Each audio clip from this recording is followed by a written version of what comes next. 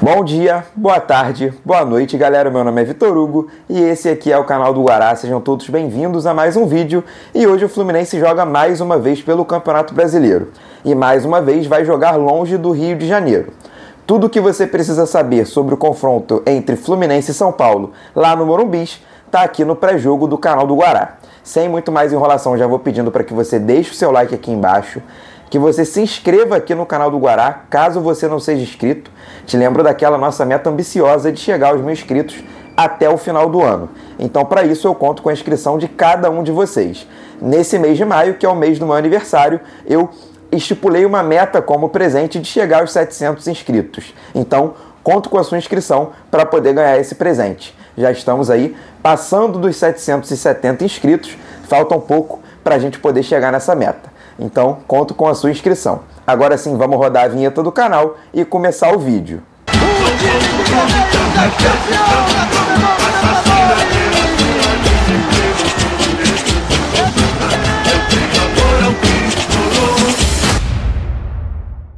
E como de praxe, começando com o retrospecto.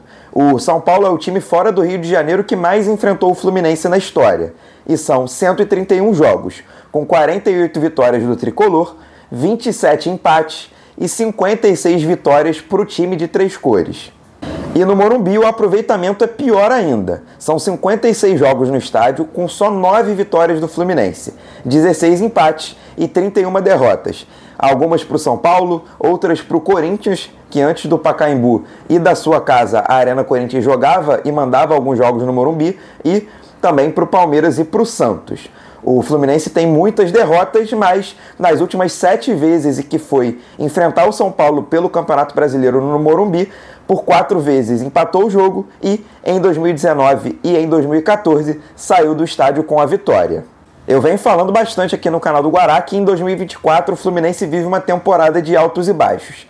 E um número que deixa isso muito claro é que o Fluminense ainda não conseguiu, desde a volta dos seus titulares, desde que o Fernando Diniz assumiu a equipe, vencer 2 partidas consecutivas. Sim, desde o confronto contra o Bangu, lá em fevereiro, o Fluminense não consegue emendar uma sequência de 2 jogos, vencendo de 2 vitórias.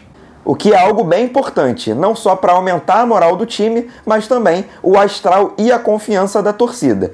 Esperamos que nesse confronto contra o São Paulo venha a nossa segunda vitória seguida e aí sim começar esse ano de 2024, ou pelo menos começar essa virada de chave no ano de 2024. Agora sim, começando a falar de bola em campo, o São Paulo está no seu 3º treinador na temporada de 2024.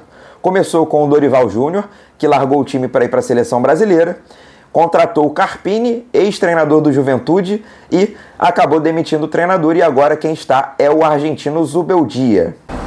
Agora sim, aparecendo a escalação do São Paulo na sua tela, o Zubeldia vai precisar fazer mudanças no seu time titular, porque o Michel Araújo, sim, aquele que está por empréstimo no São Paulo pelo Fluminense, não vai poder entrar em campo na noite de hoje.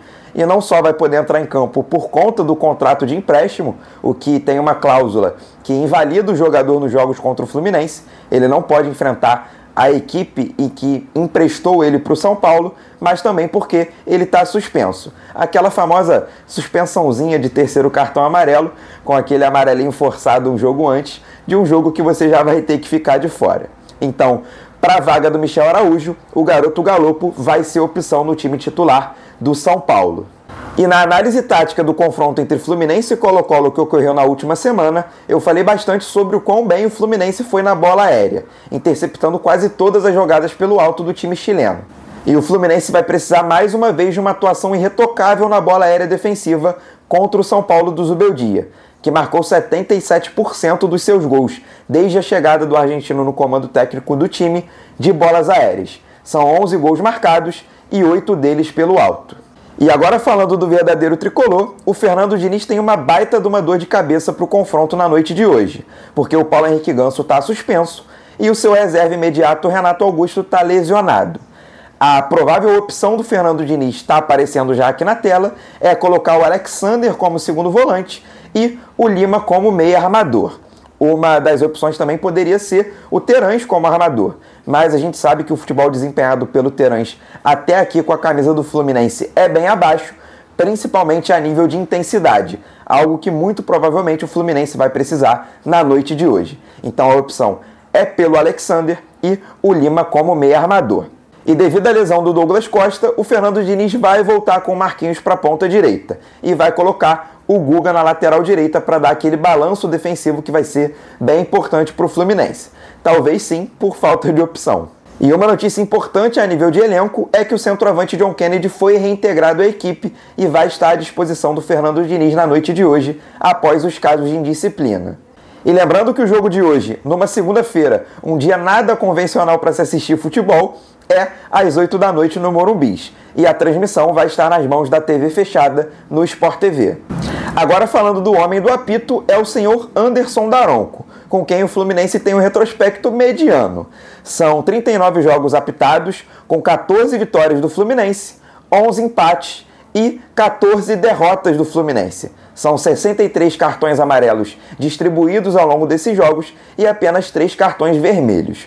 Sobre árbitro de vídeo, o Daronco foi 6 vezes e saiu com uma decisão a favor do Fluminense e 8 vezes saiu com uma decisão contra o Fluminense da telinha do VAR. O Daronco, que foi suspenso pela Conmebol por conta de uma arbitragem polêmica e bastante confusa no jogo entre Nacional e River Plate. No lance mais polêmico do jogo, o gaúcho resolveu não dar um cartão vermelho ao jogador do Nacional após uma dura entrada no jogador do River Plate. O Daronco viu o lance, deu o cartão amarelo dentro de campo, foi chamado pelo árbitro de vídeo para poder revisar o lance e manteve a sua decisão do cartão amarelo. Depois dessa partida, como eu disse, foi suspenso pela entidade máxima do futebol sul-americano. Toda sorte do mundo ao Anderson Daronco, que é um árbitro bem controverso. Uns amam, como meu pai Hugo, acha que ele tem muito controle do jogo, muito pulso, até pelo seu tamanho, e outros odeiam como eu acho péssimas as arbitragens do Anderson Daronco. Mas boa sorte ao gaúcho na noite de hoje. E claro, toda sorte do mundo aos nossos guerreiros que vão estar com a nossa armadura dentro do Morumbi nessa noite. Lembrando que com a vitória do Vasco ontem contra o Vitória por 2-1 em São Januário, o Fluminense entrou na zona do rebaixamento. E a partida de hoje se torna muito importante para o Fluminense, porque se já era importante para a gente sair de perto da zona do rebaixamento, ela agora se torna importante para a gente sair da zona do rebaixamento. Um empate já basta, mas o essencial seria uma vitória para a gente, além de sair da zona, poder aumentar um pouquinho da nossa distância. E eu vou ficando por aqui. Eu agradeço a cada um de vocês que estiveram comigo em mais um vídeo. E já vou pedindo mais uma vez para que você deixe o seu like aqui embaixo, caso não tenha deixado lá no início do vídeo. Que você se inscreva aqui no canal do Guará, caso não seja inscrito. Te lembro mais uma vez daquela nossa meta ambiciosa de chegar aos 1000 inscritos até o final do ano. Então cada inscrição é muito bem-vinda e muito importante para a gente poder chegar nessa meta. Conto com cada um de vocês. Caso você já seja inscrito aqui no canal do Guará, eu conto com o seu compartilhamento, para que a gente possa espalhar esse vídeo e que o canal do Guará chegue em cada vez mais tricolores e amantes do futebol.